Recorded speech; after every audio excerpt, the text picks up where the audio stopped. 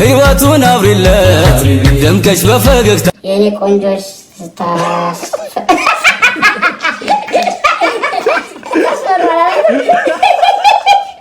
የአብራሂምና የኢብራሂም ናቸው።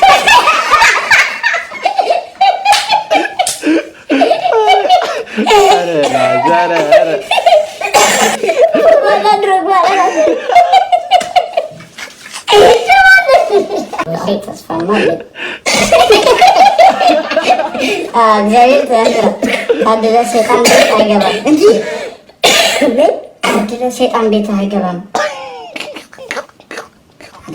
አንድ እንደዚህ ደስ ይላል፣ እንደዚህ ደስ ይላል። አንተ ማለት ምን ይባላል? አንተ በጣም ነው ያስፈራው።